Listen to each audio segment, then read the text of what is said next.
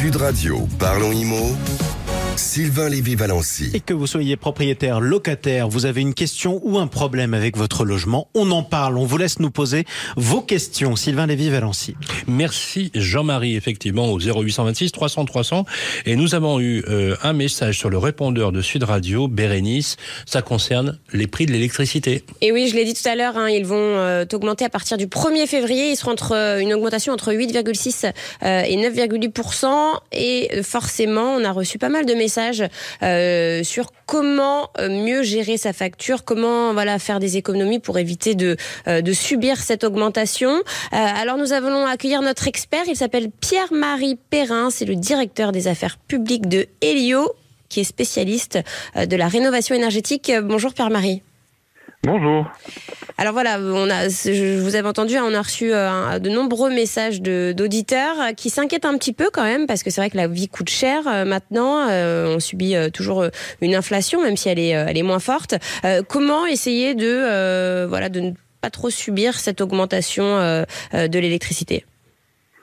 La première des choses, c'est de bien regarder ses factures d'électricité et de regarder un petit peu les postes où l'on consomme le plus. La première, c'est le chauffage. C'est vraiment la première dépense dans les factures énergétiques.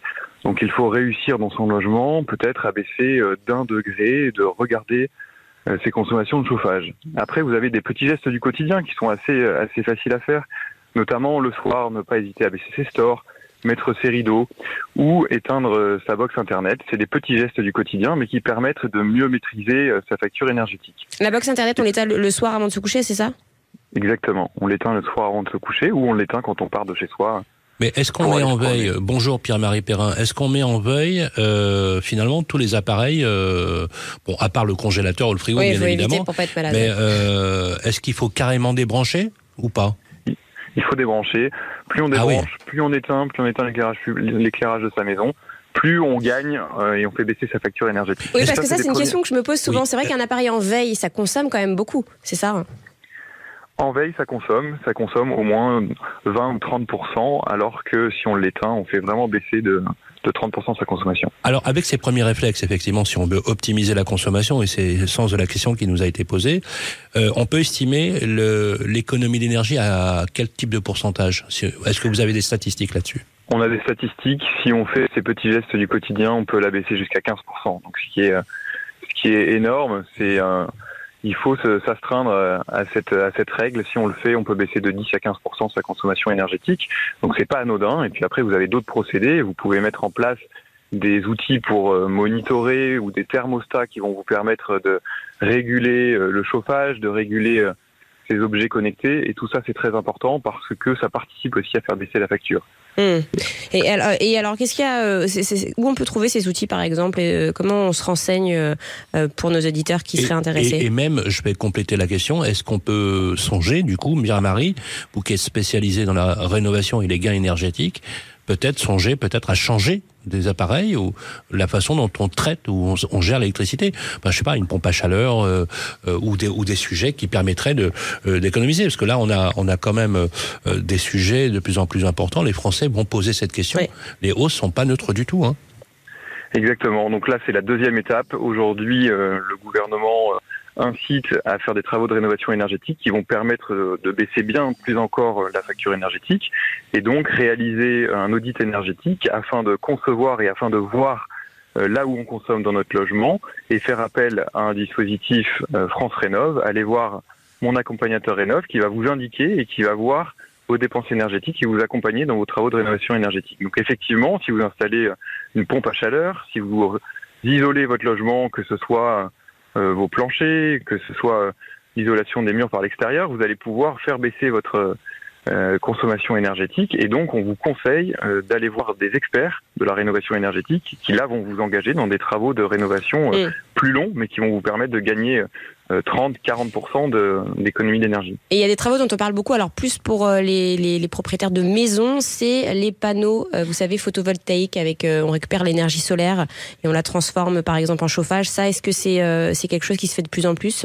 Alors ça se fait de plus en plus, et quand c'est couplé à une rénovation énergétique, c'est extrêmement judicieux parce que ça nous permet d'autoconsommer et donc de récupérer l'énergie qui est produite par le solaire et de la remettre directement dans le réseau de sa maison et donc de pouvoir avoir une énergie bien moins chère. Et l'autre partie qui n'est pas consommée, vous pouvez la revendre sur le réseau, ce qui vous permet de faire baisser gagner de l'argent considérablement. De gagner de l'argent, évidemment. Et ça, quand on habite un appartement, c'est pas possible. Alors c'est plus compliqué, effectivement. C'est les copropriétés. Les copropriétés, il peut y avoir l'autoconsommation collective, mais les démarches sont plus longues, il faut travailler avec son bailleur, avec son syndic, et ça prend plus de temps. Mais sur les maisons individuelles, c'est extrêmement efficace et il ne faut pas hésiter à faire appel à des experts. Et vous avez même aujourd'hui des batteries que vous pouvez installer et même des batteries virtuelles qui vous permettent de revendre ou de réutiliser l'énergie que vous avez produite sur les panneaux solaires en différé. Donc, ce qui permet de ne pas perdre l'énergie qui a été développée. Pierre-Marie Perrin, je profite que Jean-Philippe Dugouin-Clément, qui est avec nous toujours sur le plateau, je lui pose d'ailleurs la question. Ces questions d'énergie pour les habitants qui augmentent sensiblement, c'est une question qui vous est souvent soumise, parce que vous, les maires, on vous sollicite sur cette question. Un éclairage. C'est une question majeure parce que ça vient impacter directement le pouvoir d'achat des Français. Donc, on disait 10% d'augmentation cette année, ça fait suite à des augmentations constantes depuis 2022. Et donc, on est sur des facteurs qui viennent faire très mal au portefeuille des gens, avec un besoin d'accompagnement et de transition. Et puis, on le paye de deux manières. On le paye d'une part les particuliers individuellement, mais aussi sur ce qui est facturé, parce que les entreprises, les collectivités ont toutes des augmentations qui, pour le coup, sont beaucoup plus élevées, parce qu'il n'y a pas de bouclier dessus, et donc on le sent sur le coût de l'inflation d'une manière générale. Enfin, le coût la question l'année dernière des boulangers, si vous vous rappelez, qui avec des augmentations de tarifs avec un double fortes. problème d'ailleurs, parce que il faut le dire, d'abord vous avez l'énergie consommée par les appareils, le four et compagnie, et ensuite vous êtes dans des commerces qui ont d'énormes vitrines, qui sont souvent d'énormes baies vitrées, rarement double vitrées, et enfin c'est un cauchemar à isoler. Un cauchemar. Et en fait, c'est un chantier absolument colossal, et c'est un chantier qui est double, parce que d'une part, c'est la production d'énergie, c'est l'autoconsommation, c'est le type de chauffage qu'on utilise, et puis la deuxième chose, c'est le chantier de la rénovation et de l'isolation. Le problème qui se pose, c'est qu'on se retrouve à devoir gérer en quelques mois ou quelques années ce qui normalement se fait sur un train de plusieurs décennies. Oui, c'est ça, c'est le problème du changement climatique. En tout cas, merci beaucoup Bérénice de Villefloriot. Je rappelle d'ailleurs, tous ceux qui nous écoutent peuvent nous poser leurs questions en laissant leur message au 0826 300 300 toute la semaine. Merci Pierre-Marie Perrin, également directeur des affaires publiques chez Elio. Merci beaucoup.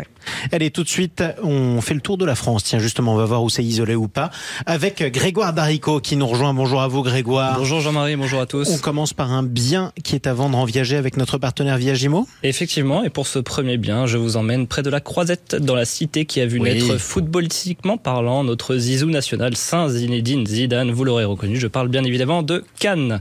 Et notre bien de la semaine est un appartement de 3 pièces, 66,30 mètres carrés, situé en rez-de-jardin dans le quartier de la Basse-Californie, à 200 mètres des quartiers Palm Beach et Mouet Rouge. Non, vous n'êtes pas aux States, vous êtes bien sur la Côte d'Azur. Les States. Dans un quartier calme, donc, au fond d'une impasse, vous tomberez sur une petite copropriété sécurisée et bien entretenue. Notre bien est là, il présente de beaux volumes, il est exposé sud. Vous commencez donc par l'entrée avec des placards, vous avez ensuite des WC, 2 chambres prolongées par une véranda de 14 mètres carrés. Et enfin, vous verrez une salle de bain avec douche et une cuisine séparée pouvant s'ouvrir sur le séjour et qui donne sur la terrasse et le jardin. Le plus de cet appartement, outre un accès privé au parc de la propriété, vous aurez un garage de 25 mètres carrés et une cave. Alors, justement, les conditions de ce viager, dont la moyenne d'âge, d'ailleurs, à Cannes, dans le quartier, est quand même assez élevée. Alors, ça va, Sylvain. Non, c'est assez jeune. Cet appartement-là, qu'on vous propose, a une valeur vénale de 480 000 euros. Il est proposé ici en viager occupé, assorti d'un droit d'usage et d'habitation à vie au profit d'une dame de 68 ans. Si vous voulez l'acquérir, il faudra un bouquet de 123 791 euros, et une rente viagère mensuelle de 500 euros. C'est une vraie belle opportunité que je vous conseille d'aller voir et de foncer. Contactez sans plus attendre l'agence Viagimo de Cannes ou de vous rendre sur le site internet de notre partenaire pour plus d'infos. Et surtout, ne trébuchez pas. Oui, www.viagimo.fr. Exactement, www.viagimo.fr. Je vous ai fait un croche-patte. N'oubliez pas de ne pas trébucher en montant les marches avec Bérénice. On continue le Tour de France, mon cher Grégoire Darico, avec vous. Vous avez trouvé un autre bien à acheter cette fois-ci. Oui, un premier bien situé dans une ville qui a changé 3 fois de nationalité au cours cours de son histoire. Une ville qui fut espagnole, anglaise et enfin française. Jean-Marie, vous me voyez venir? Oui, bah écoutez, on est dans le nord là. Voilà, on va à Dunkerque. Bravo Jean-Marie. Dunkerque, ville que va retrouver peut-être Patrice Bergrit. Oui, notre ex-ministre apparemment ne fait plus partie du gouvernement. Futur ex-ministre. Alors, en tout cas, on va continuer à visiter. C'est bien justement du côté de Dunkerque. Et c'est où alors? Oui, alors c'est un appartement de 5 pièces de 155 mètres carrés situé en centre-ville. Vaste appartement lumineux. Il est situé au dernier étage d'un immeuble de 4 étages. Très spacieux. Notre appartement se compose d'une pièce de vie de 40 mètres carrés, traversante, avec balcon, une cuisine séparée, 3 chambres avec placard de rangement, un bureau, une buanderie et une terrasse de plus de 90 mètres carrés. Bref, c'est un bien très sympa. On a la possibilité d'acheter en plus un garage pour 17 000 € supplémentaires. L'ensemble est proposé ici au tarif de 231 000 €. Vous pouvez voir les photos et infos sur le site de bienici.com. Alors, financement? Alors, avec un apport de 20%, Sylvain, soit 46 200 €, un emprunt sur 25 ans à 4,5%, vous avez des mensualités à 1 027 €. Alors, un troisième point rapidement, vous nous emmenez au Havre. Au Havre, exactement, en Normandie. On reste dans le balnéaire. Écoutez, il a raison. Alors, mais quand même très intéressant. Le Havre, c'est la ville dans laquelle on retrouve la plus grande pharmacie de France, la plus grosse boule à facettes du monde, ou encore le plus long escalier de France. Voilà. Donc ça, c'est pour les petites anecdotes. Signé par un urbaniste et architecte, Auguste Perret, du coup avec des appartements assez modernes. Et nous avions d'ailleurs fait une émission là-bas. Exactement, une superbe émission. Et cette fois, c'est une maison de 96 mètres carrés que je vous propose, qui comprend 3 pièces et un terrain de 48 mètres carrés. Une maison qui se trouve dans le quartier prisé de Senvic. Elle se compose d'un espace de vie spacieux et confortable avec 3 chambres et un salon lumineux. Elle est idéale pour une famille. Elle se situe dans un quartier calme et bien équipé. Elle est proposée au tarif de 227 000 € sur le site de orpi.com. Un apport de 20%, 45 400 €. Un emprunt à 25 ans à 4,15%, pardon. Vous pouvez estimer des mensualités de remboursement à 974 €. Vous choisissez lequel, Grégoire? Moi, j'aime bien Dunkerque. Vous aimez bien Dunkerque? Écoutez, allez-y, profitez-en. Et vous nous enverrez des nouvelles et du maroilles, pourquoi pas. Je suis pas sûr que ce soit le... non. Jean-Marie, là, vous mes excuses. Mais écoutez, c'est Sud Radio, c'est pas dans Radio, pardonnez-moi.